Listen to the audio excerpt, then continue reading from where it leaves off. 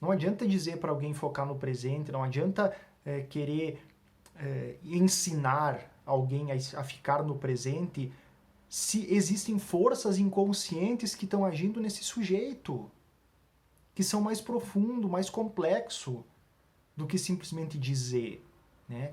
Coaching é muito bom para quem está saudável. Coaching é muito bom para quem não tem um adoecimento emocional. Coaching é bom para quem não é neurótico, por exemplo.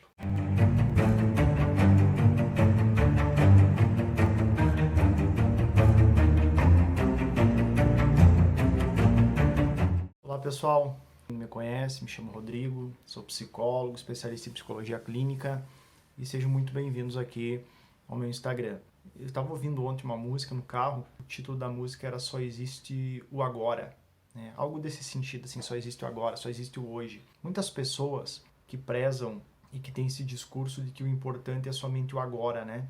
O que é importante é o hoje, o importante é o que está acontecendo nesse momento, que não devemos perder tempo pensando no amanhã, nas coisas que vão vir, no futuro, que precisamos pensar e focar no hoje, né? No presente, que só existe o presente, só existe o que a gente está vivendo agora. Sim, de certa forma, isso é verdade. Eu concordo com isso. A única coisa que temos é o presente nesse exato momento, é o hoje, é o minuto atual, é o que estamos vivendo hoje, eu aqui gravando esse vídeo para vocês. O único instante que eu tenho é esse agora que eu estou fazendo aqui. E eu preciso me doar inteiramente para esse momento que eu estou fazendo aqui com vocês, que estão me assistindo. Porém, entretanto, não é tão simples como parece. Por quê? Porque somos seres de história. Somos seres de uma história. Somos seres que vêm de uma vida, de uma história. Nós fomos afetados por uma história. Nós fomos afetados por acontecimentos que aconteceram na nossa história, na nossa vida passada. E a gente não tem como ignorar isso.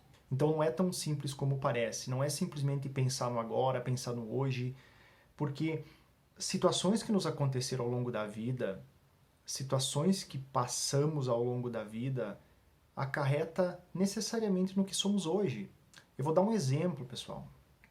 Uma criança, por exemplo, que passou por inúmeras situações de angústia, de ansiedade, crianças que foram vítimas de pais violentos, crianças que foram vítimas de pais alcoólatras, crianças que foram vítimas de pais abusadores, de cuidadores abusadores, crianças que foram vítimas de inúmeras situações que elas não estavam aptas e prontas para poder digerir, para poder entender, para poder compreender, elas viviam numa constante ansiedade.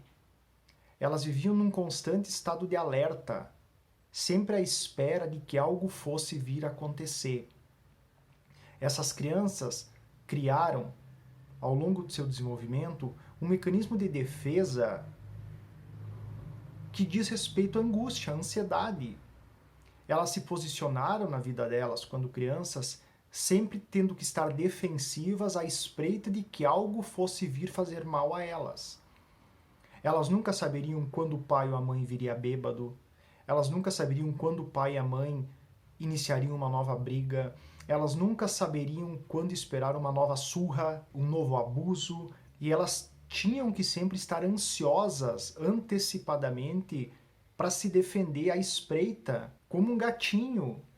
Quem convive com gatinhos, com gato, percebe que o gato ele está alerta, né? O bicho em si, o cachorro também, né? Mas o gato principalmente ele está alerta a qualquer barulho do ambiente. Qualquer estalo que der no ambiente, ele para tudo e ele arregala os olhos e fica à espreita, pronto para fugir. Dessa mesma forma, desse mesmo meio, desse mesmo modo, um ser que esteve constantemente em perigo vai se posicionar na vida posteriormente, sempre à espreita de que algo venha atacá-lo, de que algo de fora venha pegá-lo. Isso que ele viveu na infância, isso que ele viveu nos primeiros anos de vida, isso vai se estender para a vida futura. Isso vai se estender para os outros anos da vida dele, mesmo adulto. Esse registro inconsciente fica no sujeito. Esse registro faz parte da vida dele, fica atazanando a vida dele. E ele vai sempre se colocar em situações em estado de alerta. Então, por isso que esse sujeito não consegue relaxar, é por isso que esse sujeito não consegue ficar bem, é por isso que esse sujeito não consegue ficar em paz.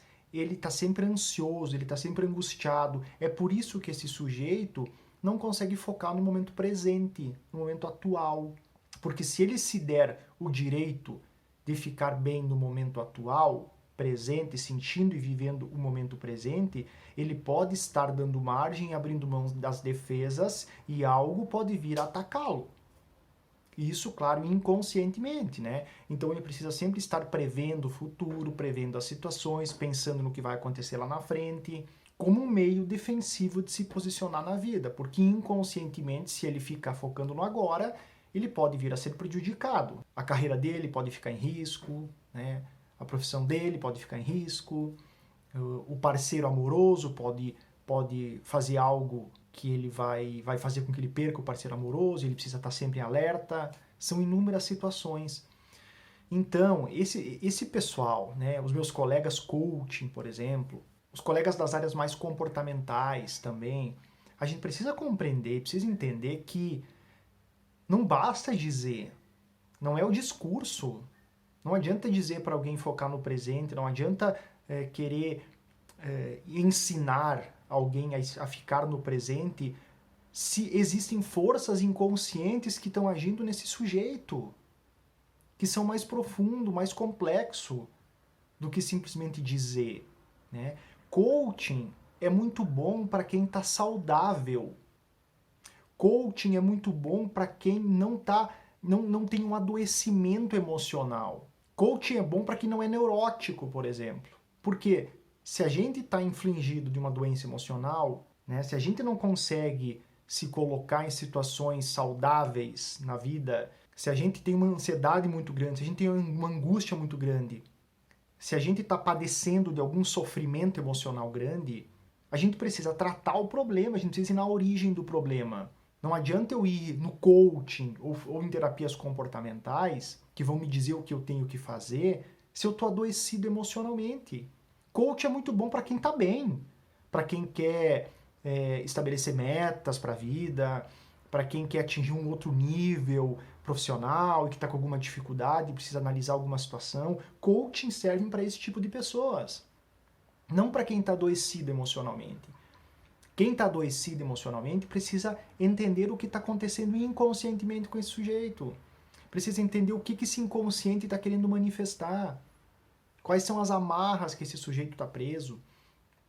E isso, pessoal, requer um trabalho. Isso requer tempo. É preciso tocar nos problemas. É preciso entender o que está acontecendo. Né? É preciso digerir. É preciso fazer ligações. É preciso fazer o entendimento dessas situações. Isso é um trabalho árduo, é um trabalho que leva tempo, não é um trabalho imediato, né? Então não basta a gente ficar com essa balela do mundo moderno, dos livros de autoajuda, né? De que e tantos passos para isso, tantos passos para aquilo, como fazer para ficar bem, como fazer para atingir sucesso, como fazer para atingir a mulher perfeita ou o homem perfeito, para conseguir a mulher perfeita ou o homem perfeito. Existem processos inconscientes que estão o tempo todo agindo em nós.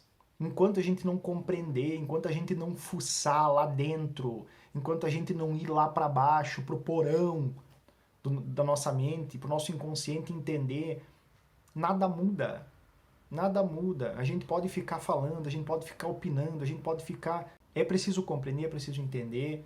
Então, não se coloque nessas situações desse discurso, né? Vamos focar no presente, basta focar no presente. Sim, esse é o ideal, digamos assim, né? Esse seria o ideal. Essa seria a proposta. O problema é que não é tão simples. Nem todo mundo consegue, pouquíssimas pessoas conseguem ignorar o futuro, ignorar as coisas que aconteceram, né? Somos seres afetados por uma história. Enquanto não compreendermos essa história, enquanto não podermos entender essa história no sentido de poder superá-la, né? Vamos estar sempre nessa posição, vamos estar sempre, né, andando em círculos sem poder mudar nada na nossa vida. Então, angústia, ansiedade, essa situação de estar nunca focado no agora e sempre pensando depois, para frente, no presente, é um aviso que tem algo acontecendo com esse sujeito. E a gente precisa entender o que está acontecendo, da onde vem essa angústia, da onde vem essa ansiedade, da onde vem essa inquietude, essa inquietação que move a vida desse sujeito. Tá bem, pessoal? Se vocês gostaram do vídeo, se vocês acham que ele pode ser útil para algumas pessoas, curtam, compartilhem, fiquem à vontade para comentar, que a gente pode sempre estar trocando por aqui. Um abraço, obrigado.